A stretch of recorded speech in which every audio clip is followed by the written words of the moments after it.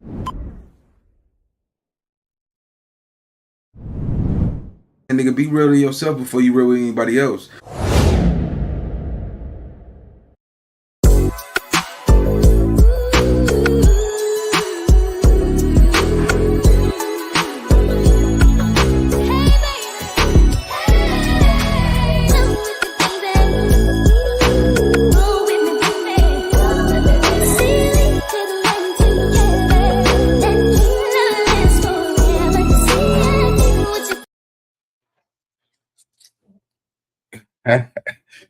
Gang, what's the deal? What's the deal? What's the deal, man? It's y'all favorite hood partner, Big Nina Boy, and we back cracking with another reaction, nigga.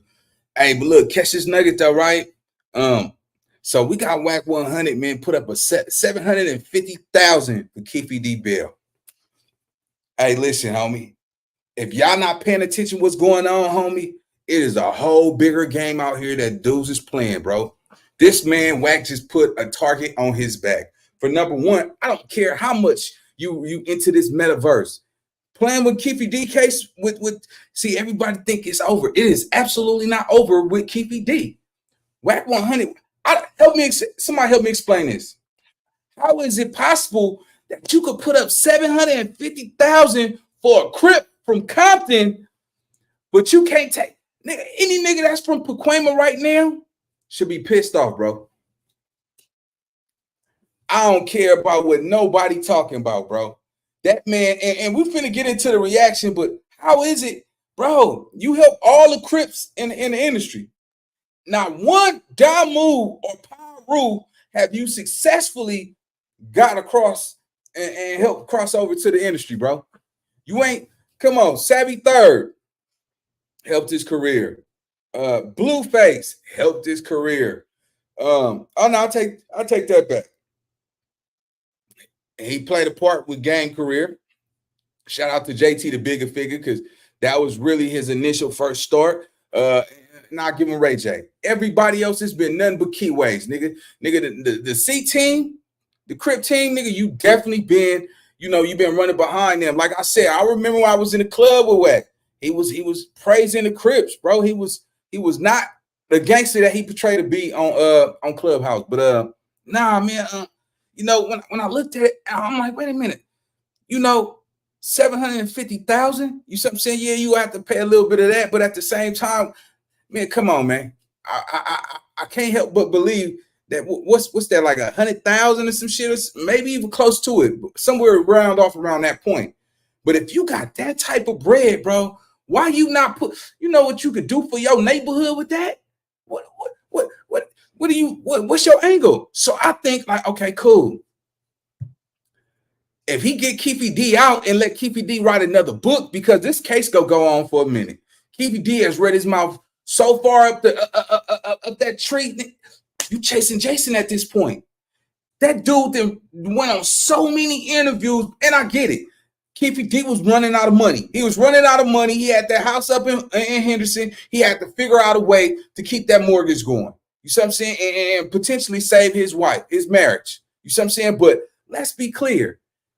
Keefe D and Wack 100, they got a connection just through the Suge situation. You see what I'm saying? It's definitely a connection there. But at the same time, you just put a target on your back. So with that being said, man, let's jump into this reaction.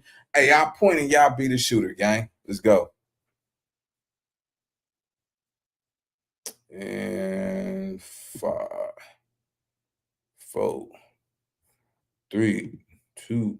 The man accused of participating in the murder of a hip-hop legend fights to be released from jail ahead of his high-profile murder trial after he says he secured the thousands of dollars to make his bail. And so any conversation that you had with your wife at that time was in an effort just to get her to comply with the bond process. That's right. I wanted to come home because I got cancer. I just called it that. And here eating y'all processed food. I had told that's a here. And it's down in the movie this side. Behind this processed food. Oh, no. Wait a minute, man. Hey, let's be honest. Hey, let's keep it Fendi. Hey, look, Keefe D, look, he like, I got cancer. It's the processed food in here, man. I can't eat the bologna and them frozen burritos with the orange juice every day, man. I'm Keefe D. Look, he ready to get up out of there. Look what it cost you, though. Look what it cost that man. You see what I'm saying? Let's be honest. You know, when I was dealing with you know, my research behind the Tupac case, I started getting them calls from all them people back in the 90s, and all of this crazy stuff started happening in channels and the threats, and finding my location where man, it got too deep, man. It was going up the rabbit hole. You got to realize, so I fell back on it. But Keefe D regretted. He living in regret right now. Why? Because he's been behind bars for so long. He had no idea that they was going, once they got him there, he was going to have to stay there. They was not going to let that boy out. And look, this was his only attempt to get up out of jail. If this bail don't go through with Wack 100, that man will not be out of jail. It's looking bad for Keefe D, man. He's going to, hey, listen, he's gonna have to give up his sources. He gonna have to rat somebody out. I don't know if it's even exposing what really happened with Suge. You know what I'm saying? But you know, I believe Keefe D been lying this whole time. He did this book deal. He went on all them interviews just so he can secure a bag. That was he a hustler. You know what I'm saying? Like from the 80s. You know what I'm saying? It's a new time, a new era. This was the only way he knew how to make some bread without selling some yay and getting caught. Let's go. I'm selling no fruit. You know, it's just terrible. Fake potatoes, fake milk, fake everything. It ain't good for an ex-cancer patient. Now I got it again. They took me to the hospital, UMC, on the 5th of May. And he came to my cell and said, Mr. Davis, hurry up and get dressed. You need emergency surgery. So I went over there. They did all the CAT scans and stuff. And they referred me to my cancer doctor. So I went to see him on the 8th of May. And he said, I'll get you to do a colonoscopy in a week, CAT scan in 2 weeks, a PET scan in 3 weeks. They haven't came here to do nothing. I'm in a life situation, and I would say anything to save my life.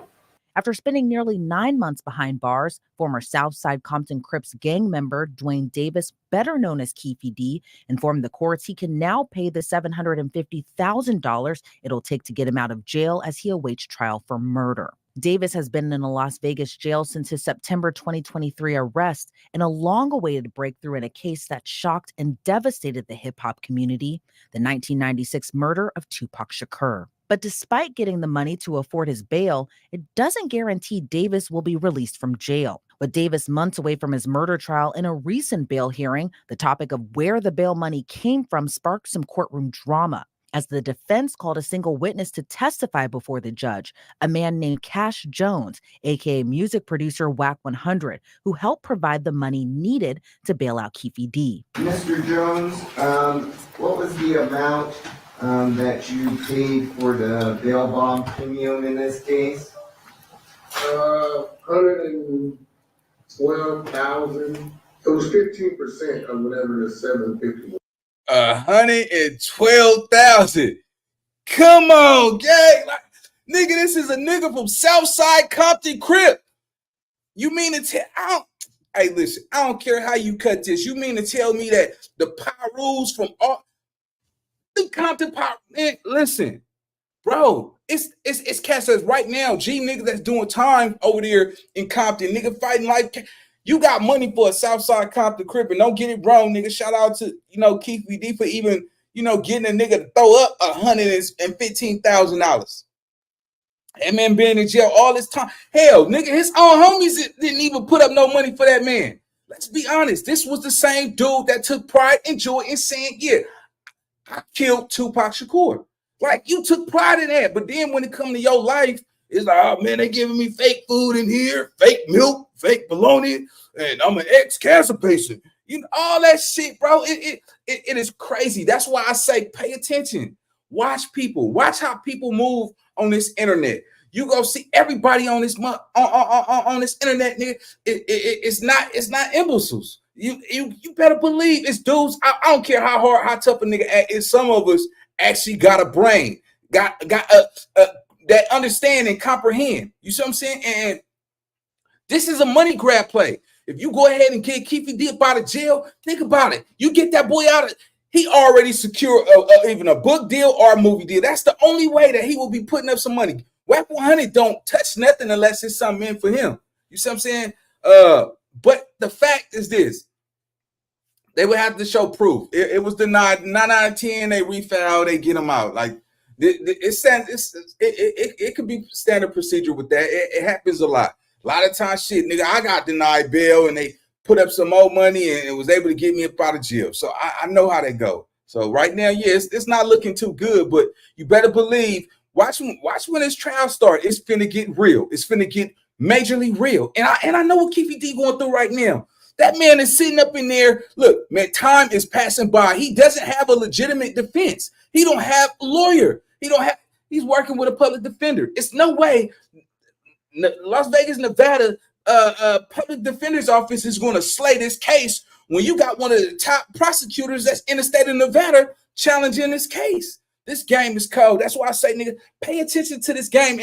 And for the niggas that's game banging, this will be a perfect time to start looking at how the judicial system works, the justice system works. Because at the end of the day, bro, when you got people that's catching cases, you need money.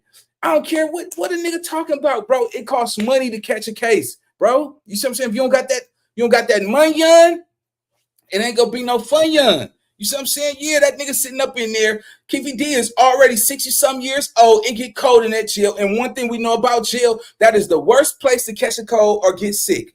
I know, nigga, my stomach was hitting black bat flips in that motherfucker. You know what I'm saying? I had homies, nigga, I got sick in jail so bad, man. My homeboys was bringing me hot coffee like female. Hey, get better, cuz, get better.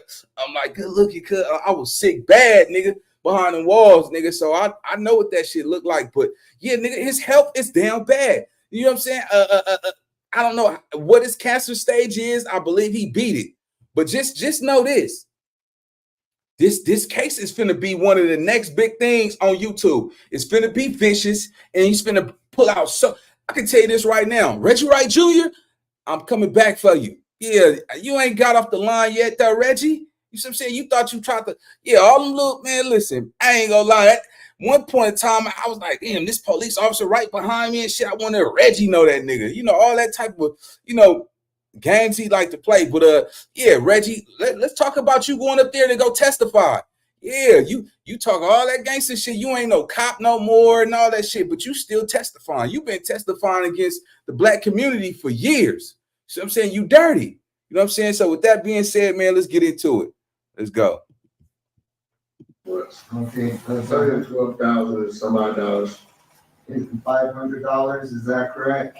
112, yes, sir. Yes, sir. And you paid that out of your business? Yes, sir. And what's your business name, sir? 100 Entertainment. And you're the sole owner of that business, is that correct? Yes, sir. And that business is a business license to do business in the state of Nevada. Yes, sir. And how long have you had that business? Oh, roughly 8 years, maybe. And again, you used the proceeds from that business and you provided us with the documents showing that those amounts were taken from your business account. Is that correct? Yes, sir. How do you know Mr. Davis, sir? I know him from passing. I know his son. I know him. We sat down and talked a few times. In general, you know, about personal things. He was having this bout with cancer, and you know, personal things, industry stuff. You know, just regular conversation. He's always been a monumental guy in our community. Conversation. So you know, and I've helped several people in our community. Whether it was funerals, whether it was for bail. In this situation, I know his cancer has been. Right. Let's talk about it, though. Hey, Keefe D is definitely an informant. Keefe D is an informant. How is Wack 100 bailing out a person that's known to be a rat? See, that's why I say y'all gotta watch this shit, bro. Listen, I don't care how you cut this, nigga. The game that the people, the rules that these. First of all, let me just say this, right? And I'm gonna double back just on gang culture, right? Make it make sense, man. Y'all understand the rules and engagement and regulations to this gang culture, right? The dudes who wrote these rules was kids. You understand that? The rules have not changed. They've always been the same from the kids who initiated this gang culture. You see what I'm saying? So y'all got to pay attention to this, right? People are not playing by the same playbook. You see what I'm saying? Niggas ain't reading the old playbook no more. Niggas is playing a whole nother ball game. It's ironic. Keefe D is from Southside Compton Crip. You put up $115,000 to bail out a known snitch, a person who actually gave up information. You see what I'm saying? I don't know all of the logistics, but it's documented that he's definitely gave up information. You see what I'm saying? So, yeah, man, it's just not looking good for this nigga Wack, bro. Like, all that power. Y'all remember when Wack 100 pulled out that gun on Poetic Flacco? I mean, not the gun, the little, flashlight. Yeah, you know what I'm saying? That shit, no, he didn't. Let me rephrase that. He didn't pull it out at all. He was clutching on it a little bit because it almost fell. Recant, skip. But nah, man, it's just funny how a nigga could pop all that gangster stuff, and then when it come down to this, you got $115,000 for a known informant. That's from Southside Compton Crip, bro. Crazy. Let's get it. I don't know if it's come out of Michigan or when they're speaking with his son. I know he's having an issue in there, so I'll let you have it in. But when it came time for the state to question Jones on his motives for posting bail for the former gang member, prosecutors believed Jones to be a middleman, only agreeing to post the bail in exchange for a TV series about Davis's life. All right, and so the other thing you say in the letter that Mr. Arnold provided to us is that the money is a gift and Mr. Davis is not obligated to repay. Is that right? That's right. All right. Do you have any contract between you and Mr. Davis? Not as a gift. Okay. Do you have any financial agreement with Mr. Davis? Not as a gift. Do you have any financial agreement with his son? No, I don't. I offered him to come work for me. That's what he wanted to do, to try to get him out the streets. Now, so are there any stipulations that you have with Mr. Davis in order to put up this money for him?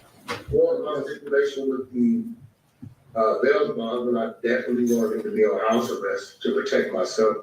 Now, have you ever said you were thinking about getting Mr. Davis out with the stipulation that you do a series with him?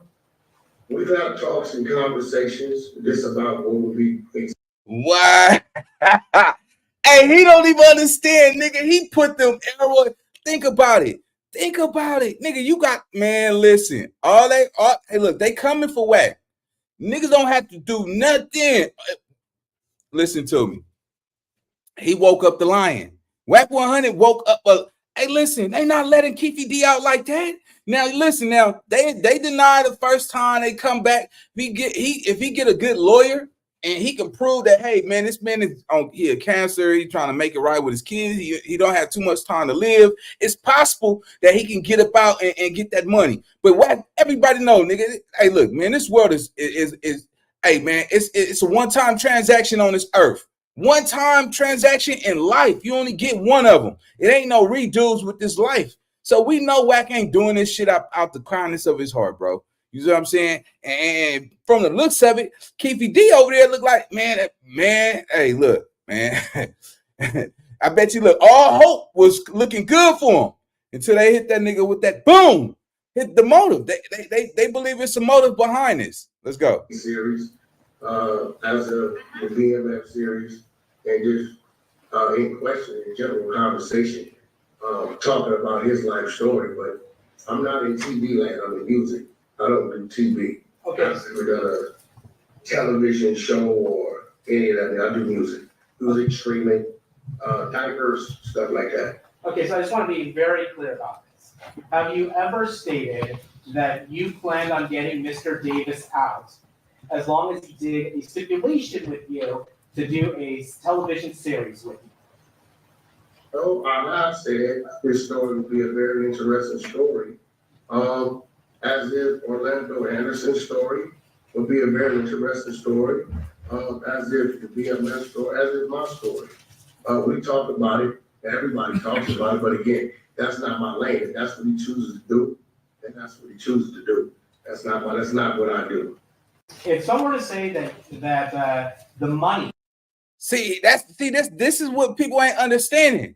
They was the phone calls that he had, they was recording the phone calls. That's why look at them. They caught you on the lie, bro. Like, they see you. Man, come on, man. Cash, you not too as smart as we think you are. Because at the end of the day, it shouldn't be nothing to recollect your recollection and be able to answer that with a better, way of explaining it. Like, yeah, I'm in the mute. Like, man, you not answering it directly. You know what I'm saying? They giving you specifics. I mean, you can't even communicate that properly. Let's go.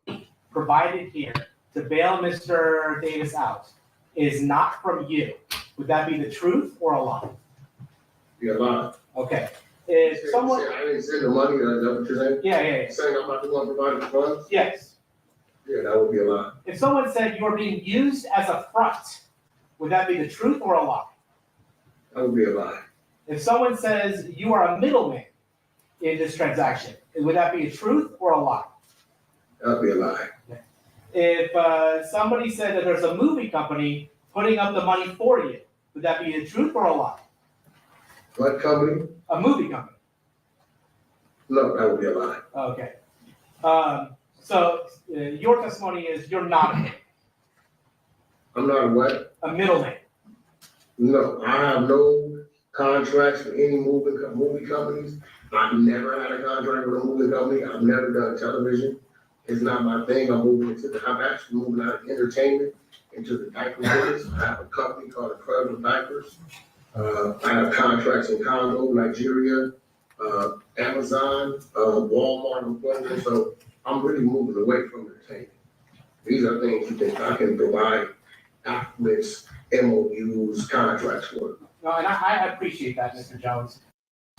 His lawyer did an interview recently and said Keefe D is a liar.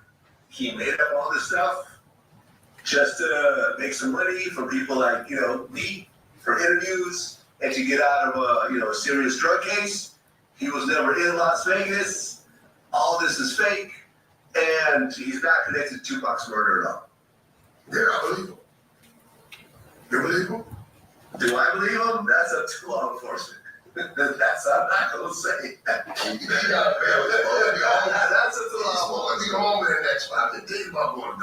Now, after hearing Vlad TV in the courtroom, if you going on Vlad TV, bro, you better believe. Think about it. They are watching Vlad interviews. They're watching No Jumper. Let's be clear. Vlad and No Jumper are the two biggest podcasts out there. What up, News? I see you. Vlad, look, they playing the audio from Vlad interview with Wack 100 in the courtroom. So what make y'all think they won't play Adam 22 interviews in the courtroom? Come on, man. He's going to abide by the law. This shit, y'all game up, man. These dudes is not playing. You gonna bail out Keefe D? Yeah, it's only 75. Well, because if they are, I make 750. 750, so you got to put 35. Yeah, I've been thinking about going to get him, and with the stipulations that I do the series on. People are watching. Yeah. Got him. Got that nigga live. Prosecutors say Jones wanting to record interviews. Got that. Caught him in his lie. Look, that's how they got him. Boom, bop, boom. Pop goes the weasel and the weasel go pop. Look at him. Nigga, they caught you in a lie right there. And just the fact that you're lying and tried to put up the money, they on that boy ass, man. They on that boy ass, Jack. Look, you better not make no false move. You better watch how you stepping on Clubhouse, nigga, because they can get access to that. They about to start looking into everything you got going on. because you fucking with their case. Now you fucking with the masses. You all right? No Pete, no Diddy around this motherfucking nigga. They coming for you next, Wack. You better pay attention. Let's go. Interviews with Davis, both pre and post release, would violate the judge's request for Davis not to profit from his statements on the case. Let's pause this story for a quick second to give a thanks to our sponsors.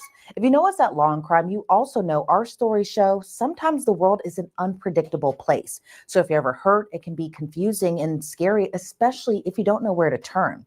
But there's a great team to help, and that's Morgan & Morgan, America's largest injury law firm. With a team of over 1,000 lawyers, there's a reason they are the biggest, and their winning proves it. Look, most of us, including myself, always have our phone on us, and with just a few click of a button, you could submit a claim and your injury could be worth millions. And you only have to pay them if you win. There's a $0 upfront fee. Plus, if you're injured, you never want to feel alone. Fighting big companies takes a big law firm. So with America's largest injury law firm, they'll be ready to take on insurance companies of every size.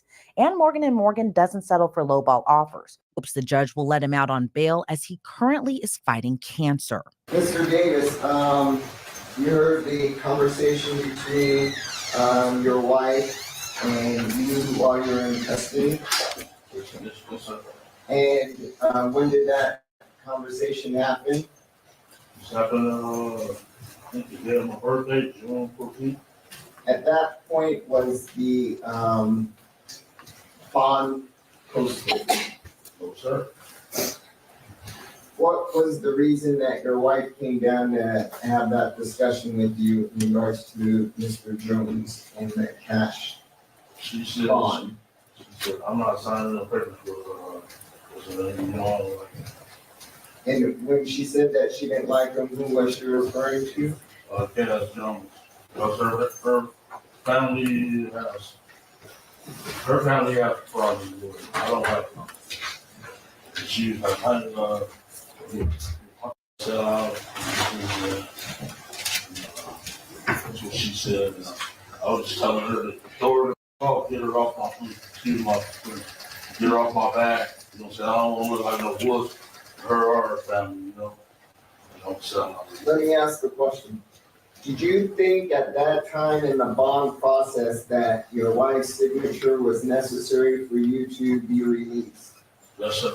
And so in the effort to convince her to go ahead and get her signature, what did you tell her in regards to Mr. Jones? I said, he don't have nobody like that to put up. It's two of the people, just so she can sign a bond and leave, leave that here.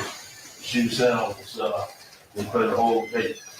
Okay, did you come to find out that you did not need her signature to enter into the bond process? Found out just following when they see me came up and see. And so any conversation that you had with your wife at that time was in an effort just to get her to comply with the bond process? That's right. I wanted to come home till I got cancer. I just called it back. And here eating y'all processed food. I had colon cancer right here. And it's down in the movie this side. Behind this processed food. They don't sell no fruit. It's just terrible. Man, look at that man eyes, man. Hey, look. He like, oh no, fuck this shit. I gotta get up out of here, man. No, hell no. It's cold in here. I got all these health problems. I gotta go. Hey, let me up out of here, man. Hey, look at the nigga eye. Man, that nigga, he's ready to get up out of there. I don't care how you cut that. Nigga, that man he ain't been in jail in over 40 years. 40 years. That nigga, he can't do that jail time. It's a lot of youngsters up in there. Yeah, and a little nigga like, watch out, old man. Hey, you really killed Tupac? My mama fucked Tupac. Why you kill him? Hey, jump this nigga, man. You just never know what's going on behind walls. I got cancer. They not feeding me good. My wife said I got cancer. Like, man, look, he playing the cancer card like a motherfucker. What about Tupac though? nigga, you know what I'm saying? Since you said you not Tupac said, hey, don't shoot, nigga. All eyes on me. I got cancer. You got cancer? Oh, you good. Next time, Pac. Like, no, dude, it's like, why is it every time when a gangster get caught, he want to kneel down and ask for grace and all of this crazy type of stuff that a normal person would have the right to ask for. You can't boast about being no killer, and then when you go to jail and shit, fuck that shit, man. It's getting a little cold up in here, man. Nigga, hot flash and shit. You know, nigga, your diabetes ain't working, and my ED coming on. I gotta take that blue pill, that Viagra. You know what I'm saying, Darlene? Go and get the blue pill, girl. I thought I gave you that good loving. Like, you look, that man is cold, dude. He looks. Look, he has fear in his man. He's like, oh God, oh Lord, oh God, I hope they let me out of jail today. Ooh, I'm gonna go get some of that little juicy coochie. All right, let's go, guys. I had a little fun with it, little rat 1 2 1 2. Fake potatoes, fake milk, fake everything. It ain't good for an ex-cancer patient. Now I got it again. They took me to the hospital, UMC, on the 5th of May.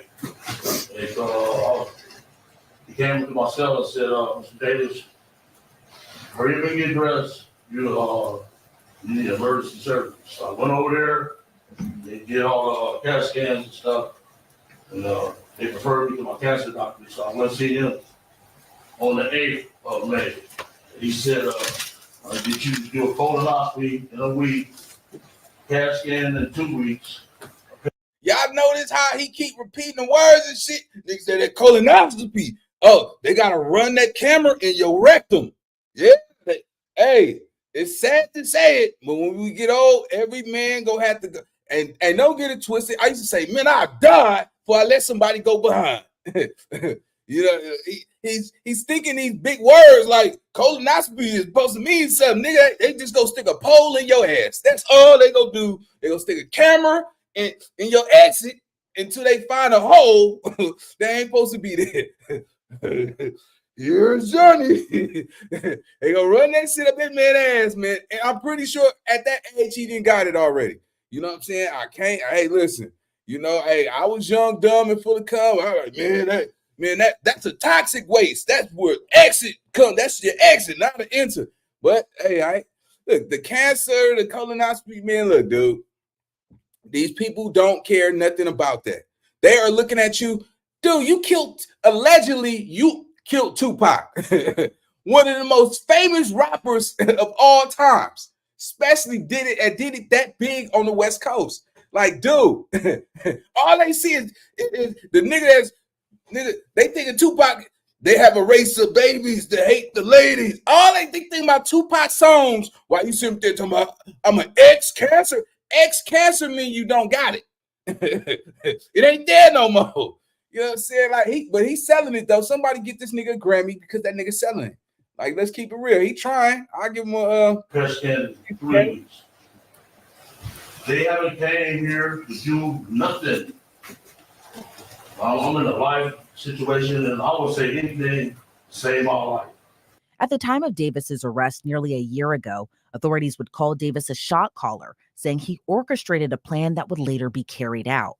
So let's go back to nearly 30 years ago to that fatal night of September 7th, 1996. Tupac and Death Row Records CEO Suge Knight were attending a Mike Tyson fight in Las Vegas, Nevada. Also in attendance was Keefe D and his nephew Orlando Anderson, as well as other gang members from the Southside Crips. Anderson reportedly had conflict with members of Death Row's entourage and rival gang, the Mob Piru. As both groups were leaving the fight at the MGM Hotel, members of Death Row Records spotted Anderson and a brawl broke out. Hotel surveillance footage from that night shows Tupac repeatedly kicking and punching Anderson. Investigators say once Keefe D found out about the fight, he allegedly devised a plan for revenge. Tupac and Suge Knight were planning to head to an after party, but tragically would never make it. As Suge Knight with Tupac in the passenger seat drove down the Las Vegas Strip, they were caught at a red light. A white Cadillac pulled up next to them. Then gunfire erupted. Knight was grazed by a bullet fragment and sustained minor injuries. However, the case wasn't the same for the California Love rapper, who was shot multiple times in the drive-by. He died a week later in the hospital. While Tupac's death seemingly went unsolved for decades, investigators would trace the crime back to Keefe D, who had long been known to police as one of 4 suspects identified early in the investigation. It has taken countless hours, really decades, of work by the men and women of our homicide section to get to where we are today. Several of those detectives that are standing here with us include Detective Cliff Mogg, the lead detective on this case. He is now retired. While I know there's been many people who did not believe that the murder of Tupac Shakur was important to this police department, I'm here to tell you that was simply not the case. It was not the case back then, and it is not the case today. Our goal at LVMPD has always been to hold those accountable and responsible for Tupac's violent murder accountable, just like we do for every homicide victim in our city. Every single victim, every life that is lost is important and remains a priority to this police department. As we methodically built this case to move forward with an arrest, it was also important that at the same time, we're building towards a successful prosecution. We work closely with our esteemed district attorney, Steve Wolfson, in his office to ensure that is going to happen. Mr. Davis's own words reinvigorated our case in 2018. I'm going to give you some of those details, and I'm going to introduce to you our homicide lieutenant, Jason Johansson, and he will provide you many of the details on how we got here today. My homicide section handled this investigation from its onset and for a short amount of time. And within a short amount of time, what we knew was that we were working a gang investigation where our victims, our witnesses, and our suspects were all from Southern California and not local to Las Vegas.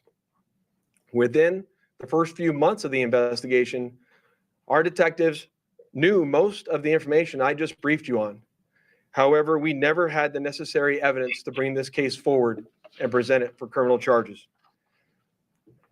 As time went on, this case had been reviewed multiple times by different investigators assigned to my section, but it wasn't until 2018 that this case was reinvigorated as additional information came to light related to this homicide.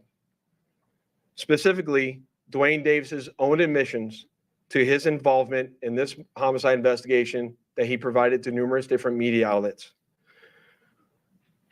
In our section, we knew at this time that this was likely our last time to take a run at this case to successfully solve this case and bring forth a criminal charge.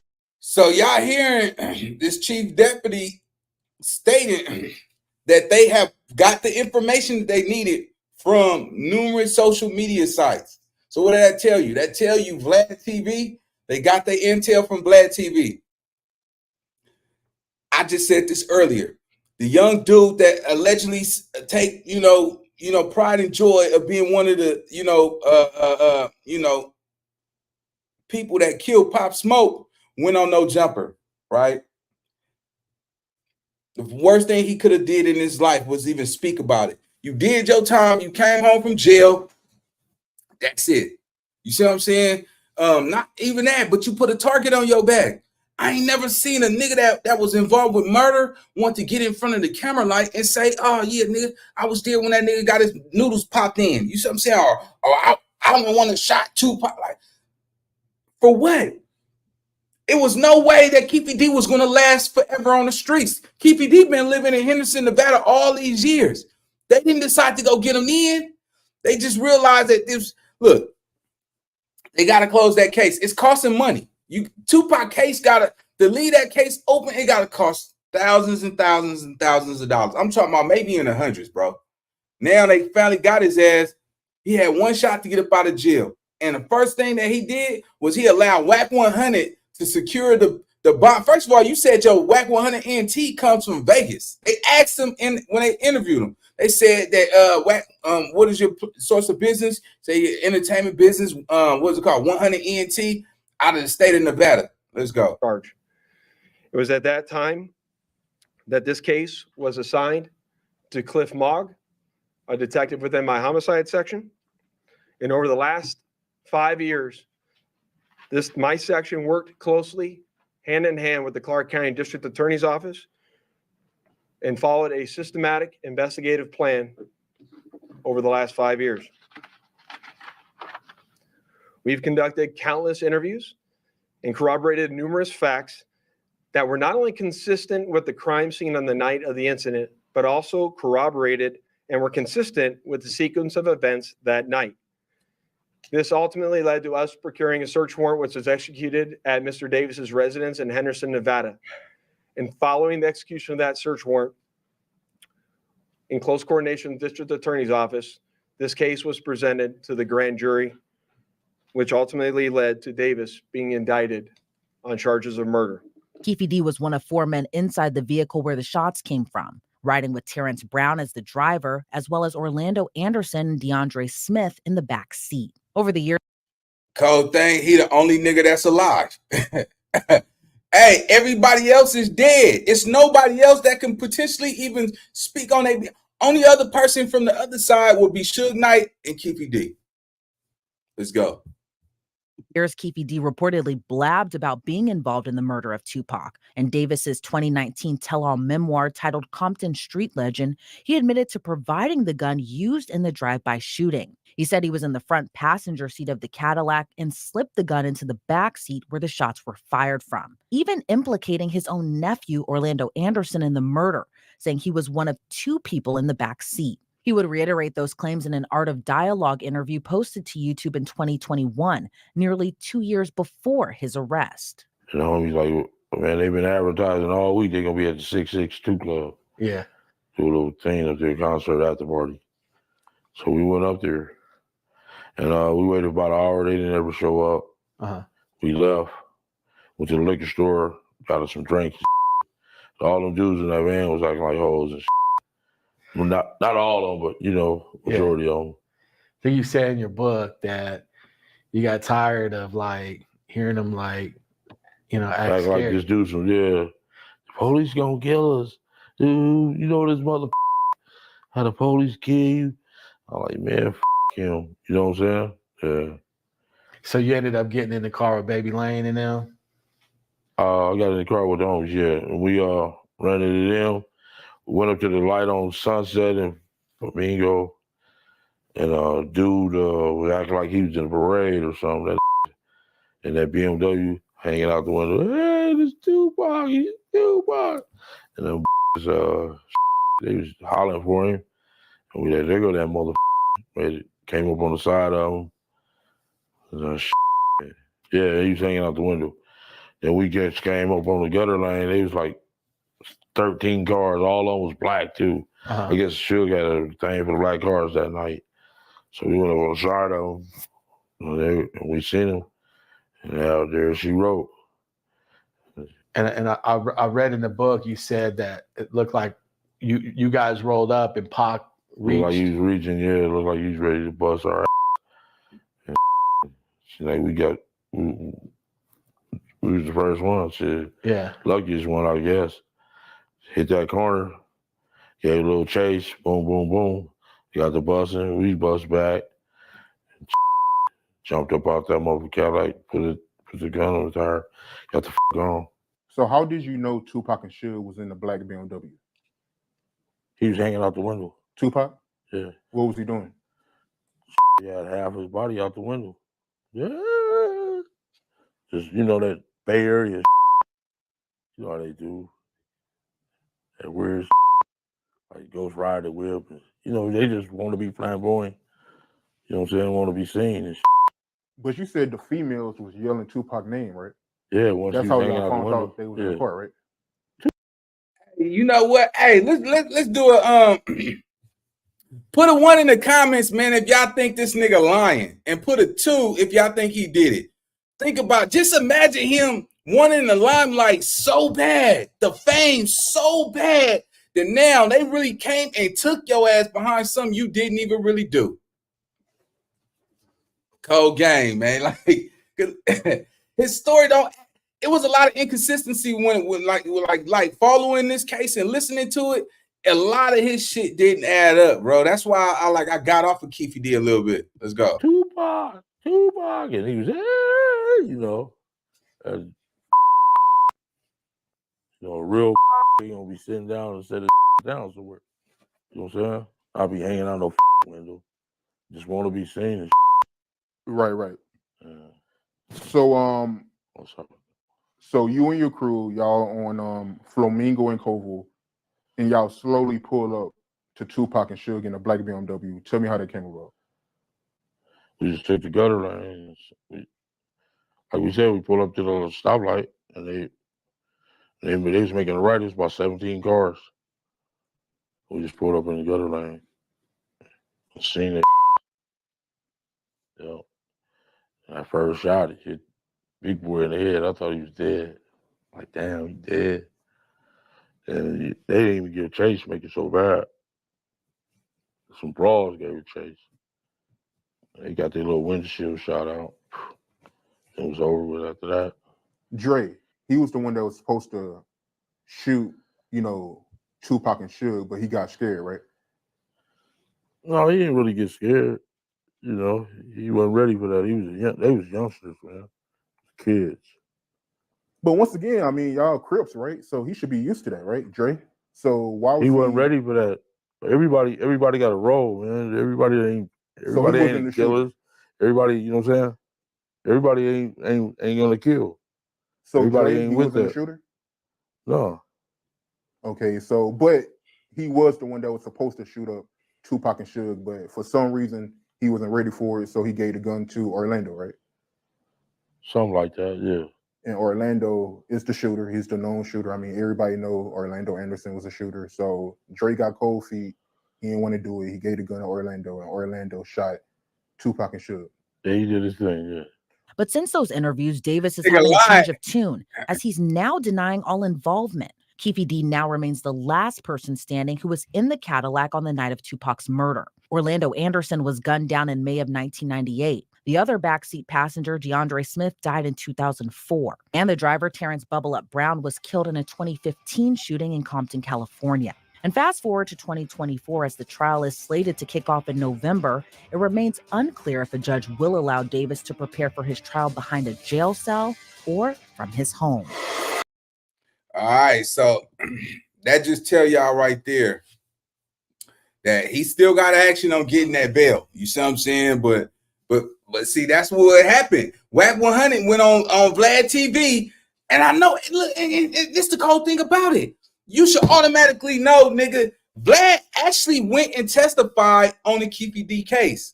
Then you double back, do an interview with Vlad, and Vlad asked you those questions. You can't tell me Vlad didn't set that up, bro. Come on, bro. They knew exactly. He knew, look, everything that he said on Vlad interview that was involving Keefe D, I'm pretty sure they pulled that footage and they used that shit against that nigga. So make sure y'all understand, man. Hey, look, it's 2024.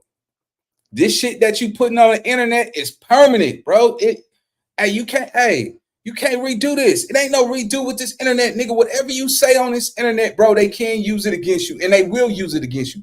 I don't care how you cut it. So all that shit niggas is talking about on No Jumper, that is a major platform. That is the masses when it comes to podcasting on the West Coast. It don't get no higher than No Jumper and them Vlads. You see what I'm saying? So why would you get up there and even tell a story that's current that could potentially land your ass life in prison? So with that being said, man, come on, man. Think before you blink, man. And I'll see y'all on the next video, gang. Let's go.